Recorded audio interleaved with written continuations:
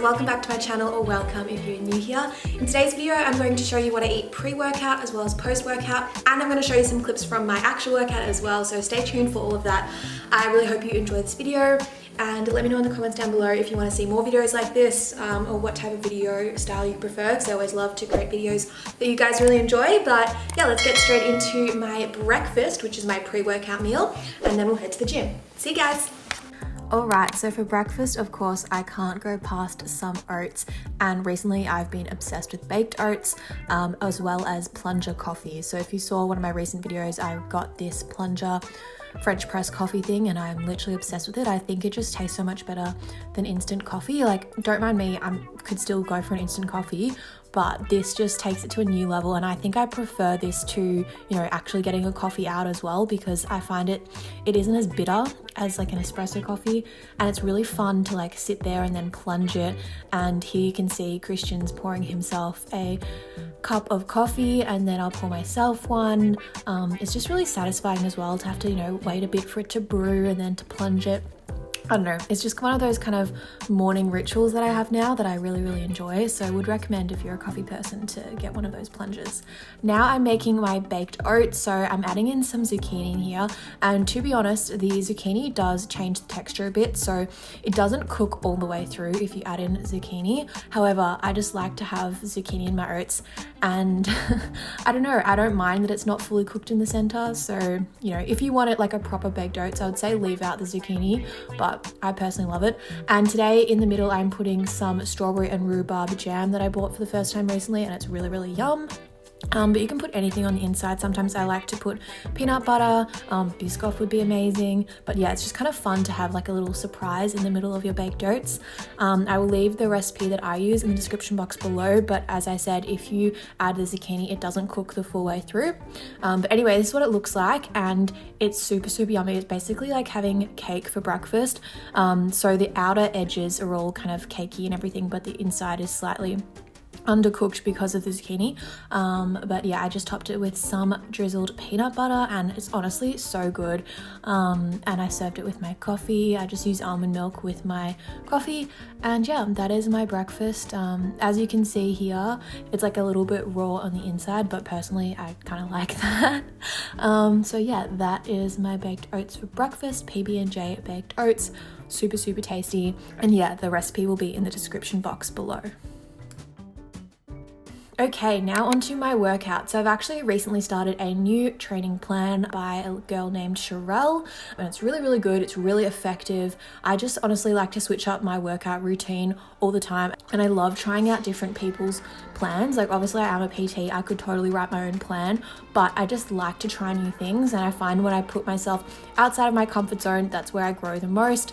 And I like to, you know, learn new exercises and do things that I wouldn't usually do myself. So that's why I like to try other people's plans. So at the moment I'm trying this plan by Sherelle, and yeah, I just started off with a couple of warm-up exercises. I make sure I'm always warmed up before I start a workout to prevent injuries, and also just to better prepare your muscles to work hard in those working sets. So for my warm-up, I did some lunges, some side planks. I also did some hip mobility stuff, which I didn't film, basically just leg swings. And then now I'm going on to the hack squat.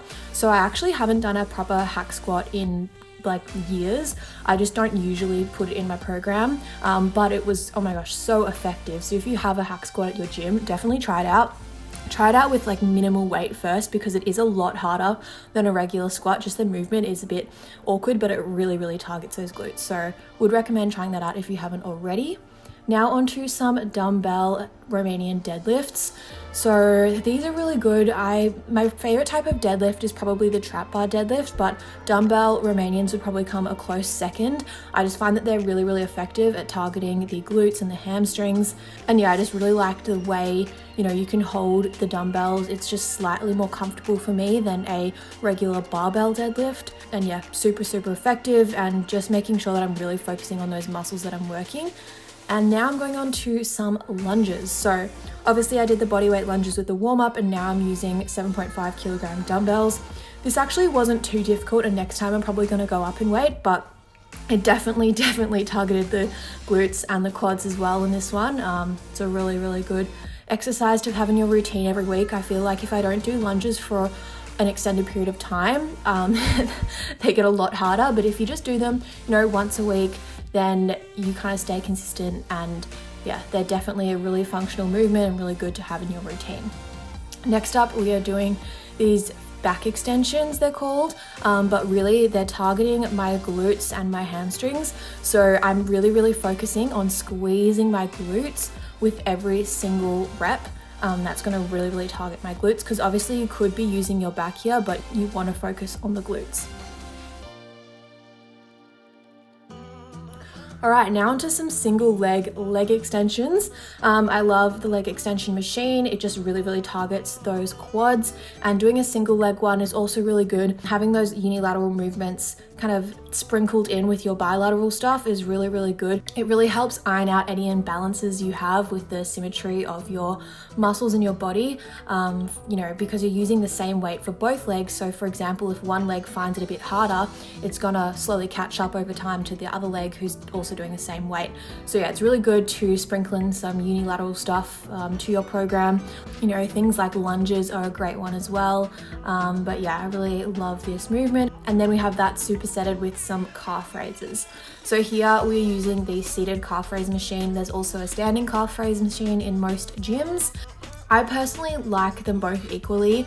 I like to just switch it up between the two. This program had the seated one, so that's what I went for today, but the standing one is also really good. I definitely feel this in my calves. Like, if your calves are not burning by the end of this set, like, you're not doing it right, because they should really be burning. I did 20 reps here, and oh my gosh, I only just got through them. If you've never done calf raises before, I'd recommend doing some bodyweight ones first. So literally just standing on the edge of a step and going up onto your tippy toes and then back down, and doing that about 10 to 15 times. That will be a really good starting place for you, and just do 3 sets and you'll feel it in your calves. If you've never done calf raises before, they're a killer, and they're really good to have in your program. Okay, now onto my post-workout meal.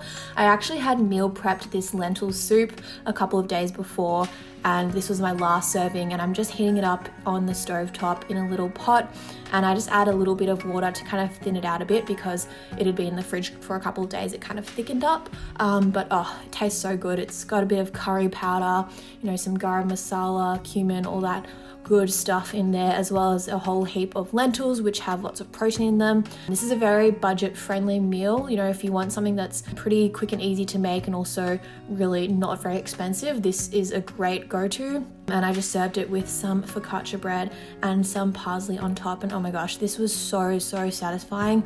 And yeah, a great post-workout meal. It has heaps of protein, also has carbs.